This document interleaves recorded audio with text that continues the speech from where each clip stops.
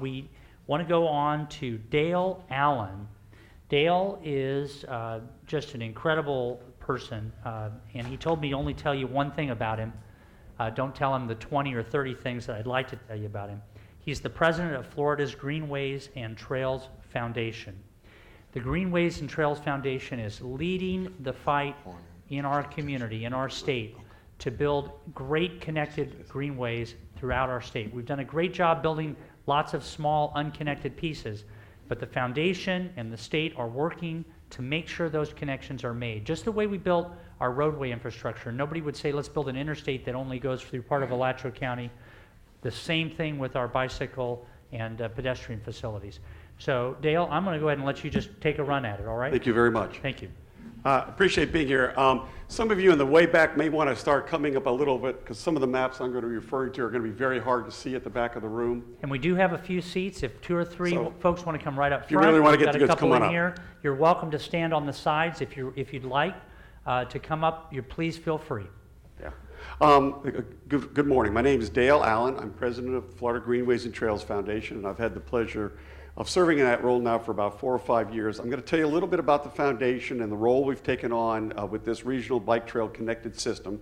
I'm going to show you how we organized it and got it launched, and I'm going to share with you, I think, what may be a very important moment coming to Florida this year because of the work that's been going on to develop these regionally connected systems. First of all, the foundation is a not-for-profit organization and a citizen support organization to the State Office of Greenways and Trails, and that is important because that entity of government, which is in the Division of Recreation and Parks in the Department of Environmental Protection, was given the statutory authority to manage the state-wide Greenways and Trails network.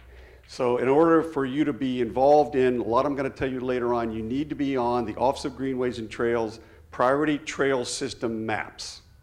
Okay, so remember that detail. In that role as both a not-for-profit and a citizen support organization, our job is to advocate for and help create a statewide system of connected greenways and trails.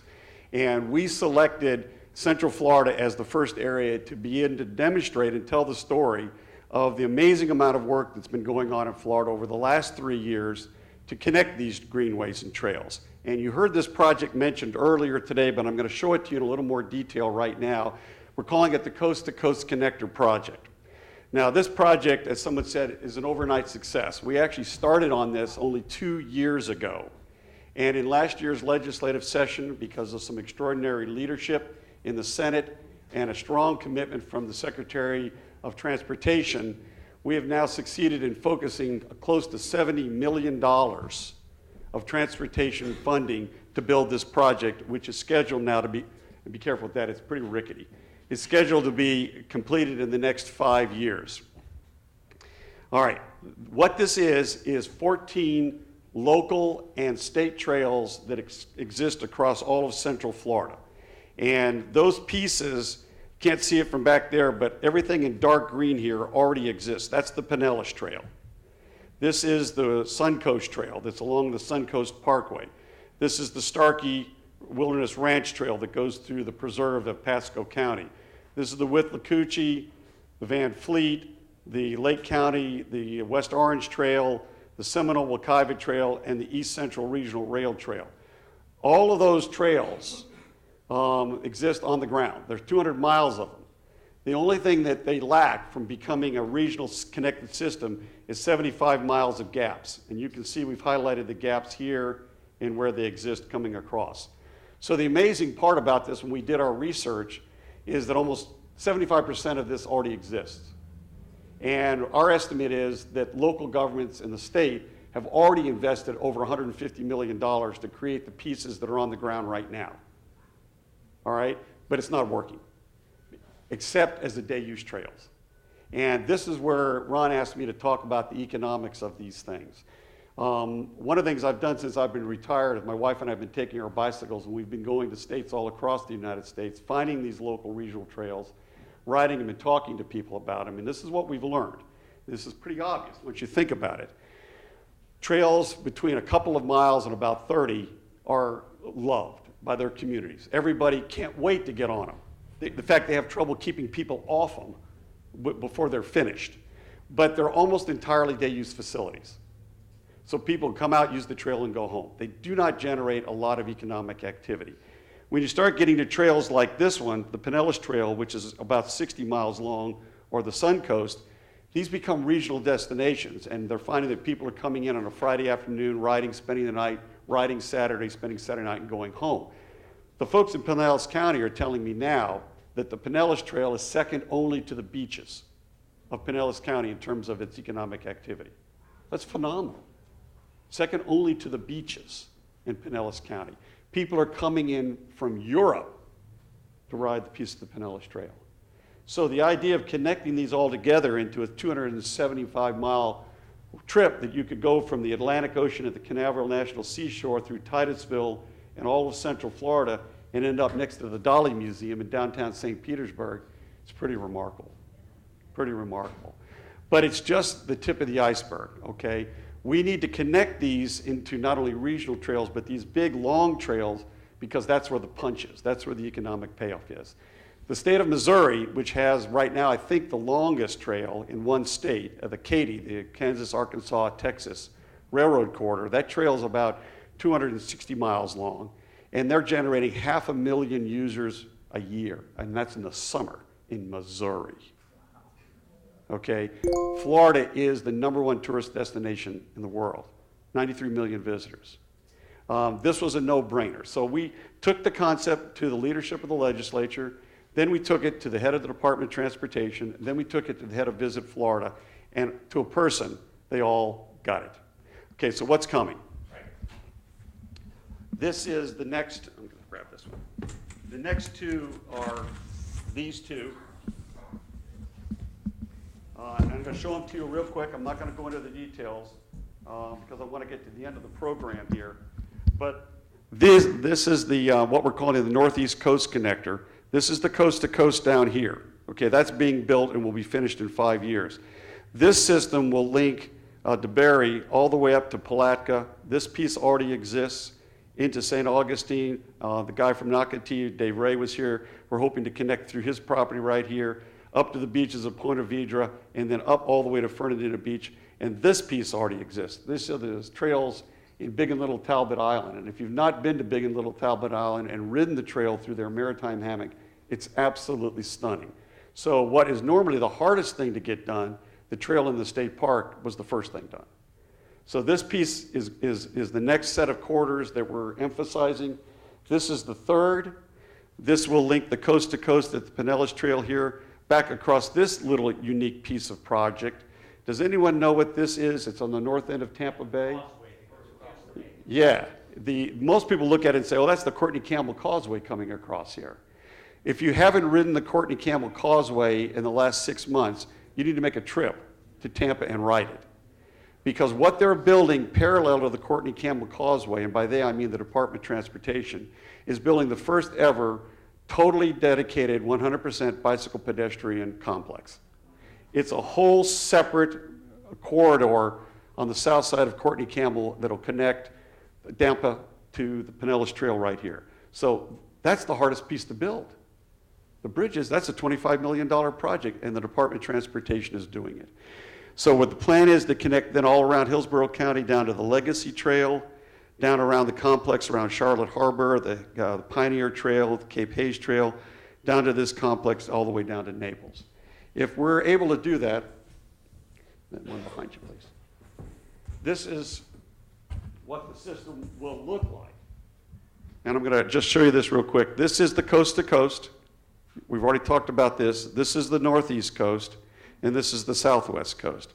Those three trails together will link Florida not only across our peninsula, but from the northeast to the southwest. It's a 750-mile trail complex. About 60% of it is already done. Already done. Okay, the last piece is where does all this go to the whole state? And I'll tell you why this is significant in just a second. These are what we're calling the top 10 regional trail connectors. The coast to coast, the northeast coast, the southwest coast, and then this little honey is the Overseas Heritage Trail. If you've not been down to the Keys, they've repurposed the old Flagler Railroad into a series of bike trails The only thing that's keeping this from being 100% complete now are some of the massive bridges that are going to have to be re-engineered, like the 7 Mile Bridge, which currently you can't cross. That's 80% done and is already, according to the Monroe County tourist officials, one of the biggest tourist attractions in the Keys. They had over 1 million people go out onto the Overseas Heritage Trail last year, and it's not even finished. Okay, so that one, the River of Grass Greenway that they're proposing to connect parallel to Tamiami Trail will once again relink Naples to Miami. These two beautiful loops right here, the Heart of Florida Loop, which is, we now have $5 million to pave a trail across the Cross Florida Greenway. Marion County is going to be doing that very soon. This loop is going to happen probably about the same time as this coast-to-coast connector does. This is the St. Johns River to Sea Loop, and that whole corridor down here is what is the southern terminus of the East Coast Greenway. That's a project that our compatriots up in New England and the mid-Atlantic states are proposing to build from the Canadian border to Key West. So 30% of that is done. The south is the big missing piece, and Florida's got the biggest piece of all at 500 miles. The last two pieces, one of which would connect Palatka back to Tallahassee. I'm calling it shamelessly because I'm down here in Gainesville, the Gator Nation connector. The folks up in Tallahassee hate that. So I'll sell to the highest bidder. It could become the Seminole Warpath. If we don't get a good bidder down here in the Gator Nation who wants to put up the $1 million to label this thing. And then this piece, which is the Great Northwest Coastal Trail of the Great Northwest Greenway. These top 10 trails, over 600 miles of them are already in place. It's a 2,000-mile system. If all built, would connect Pensacola to Key West and everything in between. It's right on the horizon. This is not fantasy. This is very likely. And why does it become likely? The economics are working for this. I presented to the Chamber of Commerce at their annual forum 2 weeks ago in Lake Wales. They put me on their transportation committee. And the amount of people who came up to me afterwards who said, how do we tie into this thing? How do we connect to this? Okay, because they can see what this is. It's a transportation network. Okay, it's pretty clear. Once we do this, then the challenge becomes connecting into all of our local adjacent state parks and state regional preserves, beginning to connect our conservation landscapes together. Okay? Once that happens, when you factor in Florida as the #1 tourist destination, Visit Florida sees the potential of keeping visitors another whole week in Florida to begin to ride and explore this incredible system. No other place has a trail through a set of connected islands except Florida. So this is right on the horizon, and the economics of this thing work, the transportation works. We've got huge safety problems in the state of Florida. This is no substitute for safe roads.